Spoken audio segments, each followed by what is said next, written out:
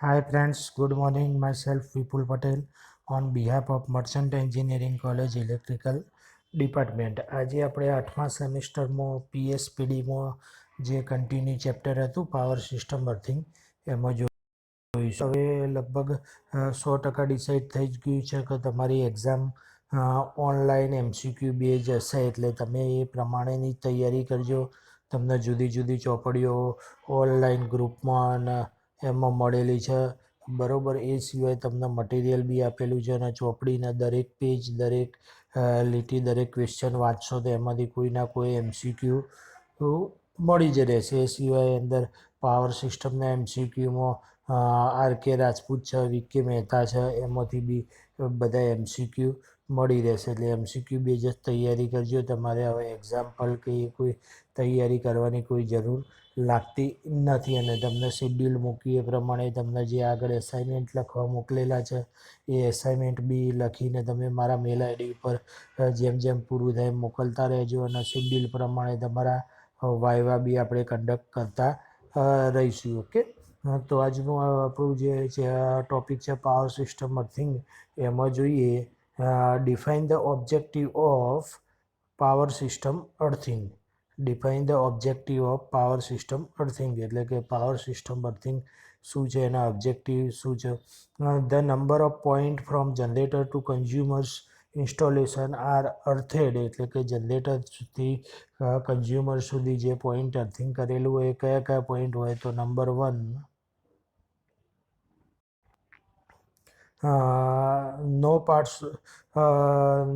no part of equipment other than live parts should assume a potential which is dangerous different from that of surrounding. Second છે to allow sufficient current to flow, safety for proper operation to protective device એટલે કે જે current હોય એ easily અથવા તો safely જે આપણું device use કરતા હોય એમાંથી પાસ થઈ શકતો હોવો જોઈએ.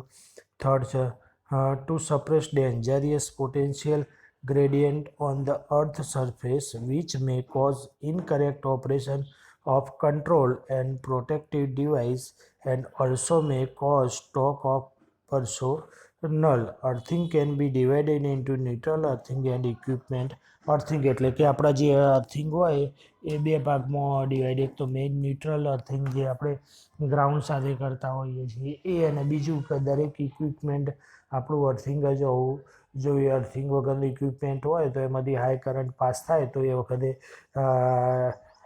ઇક્વિપમેન્ટ ડેમેજ થઈ જાય અથવા તો ઇક્વિપમેન્ટના જે ટચ કરેલું હોય આપણે અથવા બીજું કોઈ સાધન તો એના બી નુકસાન થશે.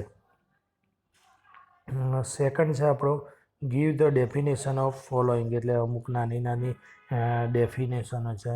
પહેલી છે એમાં અર્થ ઇલેક્ટ્રોડ એટલે આપણે બધાએ ઇલેક્ટ્રોડ જોયેલો જ હશે. અર્થ ઇલેક્ટ્રોડ જે અર્થિંગ કરતા હોય છે તમે ઘરમાં જોતા હોય છે, તો આખા ઘરનું વાયરિંગ કરેલું હોય અને એમાંથી મીટરમાંથી એક છેડો કોપરની વાયર સાથે આપણે અંદર જમીનની અંદર ઉતારીને એમાં કોલસી અને મીઠું ને બધું ભભરાયેલું હોય છે, તો એ અર્થિંગ જ કરેલું કહેવાય છે. Earth electrode, a rod, pipe, plate, or an array of conductor embedded in earth horizontally or vertically. Earth electrode may consist rod 1 meter long vertically ground એટલે કે શું હોય કે અર્થ ઇલેક્ટ્રોડ એટલે સળીઓ હોય, પાઇપ હોય અથવા પ્લેટ હોય, કંડક્ટર જે હોરિઝોન્ટલી અથવા વર્ટિકલ ઊભી અથવા આડું જમીનમાં મૂકેલું હોય, એક મિનિમમ 1 મીટર લોંગ હોય.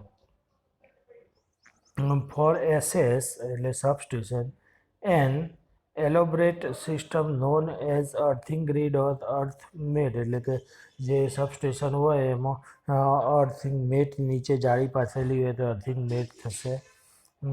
સેકન્ડ છે અર્થ કરંટ એટલે આ પહેલું આપણે જોઈ લીધું કે અર્થ ઇલેક્ટ્રોડ કોને કહેવાય. સેકન્ડ છે અર્થ કરંટ.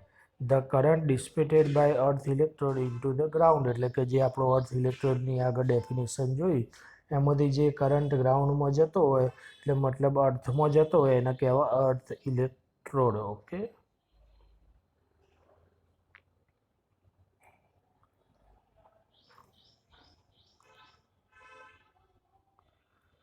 થર્ડ છે રેઝિસ્ટન્સ ઓફ અર્થ ઇલેક્ટ્રોડ, એટલે કે અર્થ ઇલેક્ટ્રોડનો રેઝિસ્ટન્સ શું હોય એ. The resistance offered by earth electrode to flow of current into ground, this resistance is not ohmic resistance but resistance of mass of earth surface to the earth electrode, એટલે resistance of earth electrode એટલે એનો જે પોતાનો જે resistance હોય એ નહીં, પણ એ જે કરંટના ફ્લો થયો જે ઓહમિક રેઝિસ્ટન્સ છે એ નહીં.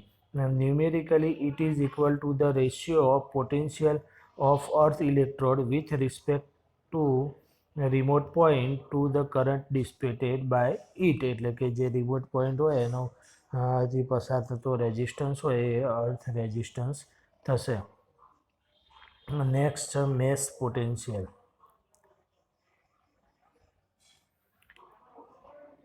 Maximum touch potential within a mesh of the grid, એટલે કે ટચ પોટેન્શિયલ જે મેક્સિમમ હોય. Transfer potential, a special case of touch potential where potential is transferred into or but out of the substation, એટલે કે સબસ્ટેશનમાં in થતો હોય અથવા out થતો હોય એ જે પોટેન્શિયલ હોય એને આપણે કહીશું ટ્રાન્સફર પોટેન્શિયલ. તો બરાબર, આટલી આ જે ડેફિનેશનો છે earth electrode, earth resistance, earth current, mesh potential, transfer potential એ શું છે એ આપણને આ ચેપ્ટર ભણતા એમાં ખ્યાલ હોવો જોઈએ. અને પછી નેક્સ્ટ આપણો ટોપિક છે give the tolerable limit of body current, એટલે આપણને જે કરંટ લાગતો હોય એ મેક્સિમમ કેવો હોવો જોઈએ, કેટલા એમ્પિયર સુધી હોવું જોઈએ, એનો ટાઈમિંગ શું હોવું જોઈએ, ફ્રીક્વન્સી અથવા મેગ્નિટ્યુડ શું હોવું જોઈએ, તો જ્યાં સુધી આપણને એ સેફ કહેવાય. Okay. The effect of current passing through the organ of body depend on magnitude of current, duration of current and frequency of the current. હાલ તમને વાત કરી કે જે બોડીના જુદા જુદા ભાગમાંથી કરંટ પાસ થતો હોય છે એના ઉપર આધાર રાખશે, મેગ્નિટ્યુડ ઉપર, ટાઈમ ઉપર અને ફ્રીક્વન્સી ઉપર.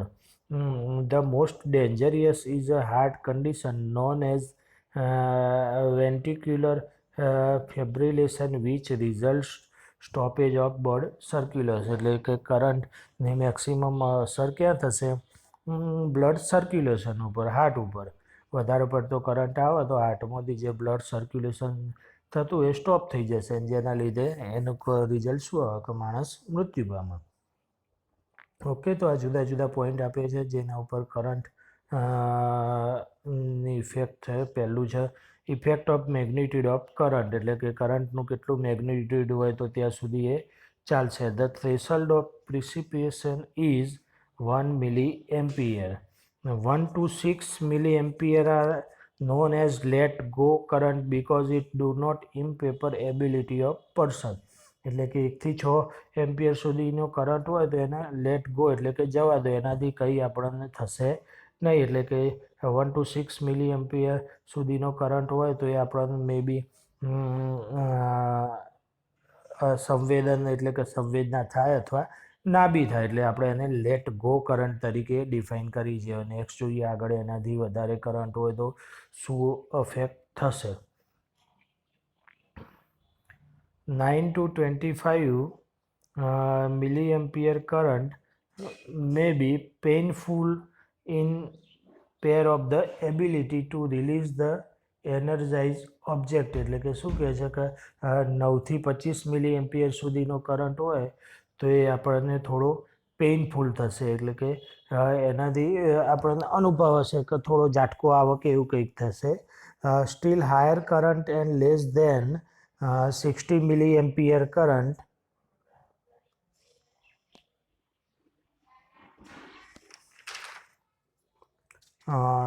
60 મિલી એમ્પિયર બ્રીધિંગ ડિફિકલ્ટ, એટલે કે 60 મિલી એમ્પિયર સુધીનો કરંટ હોય તો એ આપણે બ્રીધિંગ એટલે કે શ્વાસ લેવામાં તકલીફ પડી શકે છે.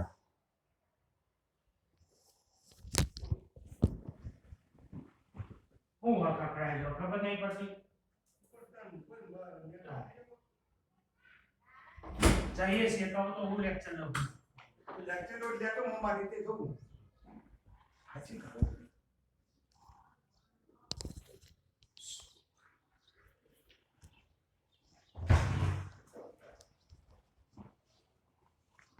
Steel higher current and less than 60 milliampere breathing difficult, એટલે કે 60 મિલીએમ્પિયર સુધીનો કરંટ હોય તો એ બ્રીધિંગમાં ડિફિકલ્ટ થશે. Higher than 60 milliampere may lead ventricular fibrillation injury and death, એટલે કે 60 મિલીએમ્પિયર સુધી ઉપર કરંટ હોય તો એ ઇન્જરી એટલે કે ડેથ એનું કોઝિસ થાય. બરાબર, તો આ એનું ઇફેક્ટ ઓફ મેગ્નિટ્યુડ, એટલે કે આટલા મેગ્નિટ્યુડ સુધીનો કરંટ હોય તો તકલીફ થશે. સેકન્ડ છે effect of duration of current, એટલે કે ટાઈમ કેટલો હોવો જોઈએ. According to the test reported by Dalziel 99.5% ઓફ person of 50 kg weight can withstand the current by given equation, એટલે કે આટલા કેસ 99.5% લોકો ઉપર કરવામાં આવે એમાંથી 50 kg સુધીનો વેટ હોય તો કરંટનું ઇક્વેશન આપેલું છે અહીંયા. IB is equal two 0.0116/√T, એટલે કે આટલા સુધીનો કરંટ હોય IB is equal two RMS value of body current, એટલે કે આટલો સુધીનો કરંટ હોય તો ત્યાં સુધી માણસને કંઈ થશે નહીં. અને 70 kgનું વેઇટ હોય તો આટલો 0.157/√T, એટલે 0.003 less than T less than 3 second, એટલે કે ત્યાં સુધીનો કરંટ હોય તો કોઈ તકલીફ થશે નહીં. બરાબર, તો આ આપણે એના ડ્યુરેશન વિશે જોયું. હવે એનું effect off frequency. The tolerable limit are 50 to 60 Hz. Tolerate about 5 times higher direct current at high frequency. 3 to 10,000 still higher current can be tolerated, એટલે કે અહીંયા આપણે મોટાભાગની 50 અથવા 60 હર્ટ્ઝ ફ્રીક્વન્સી હોય છે ત્યાં સુધીનો કરંટ હોય તો તે કોઈ તકલીફ થતી નથી. ઓકે, તો આટલું આપણે જોયું કે કરંટ ઉપર કયા કયા ફેક્ટરો અફેક્ટ કરશે, એનું મેગ્નિટ્યુડ છે, ટાઈમ છે, ફ્રીક્વન્સી છે, તો એ જુદું જુદું એ બધું છે. એ ત્રણે ત્રણ ટૉપિક આપણે જોયા. નેક્સ્ટ લેક્ચરમાં આગળ જોઈશું. Thank you.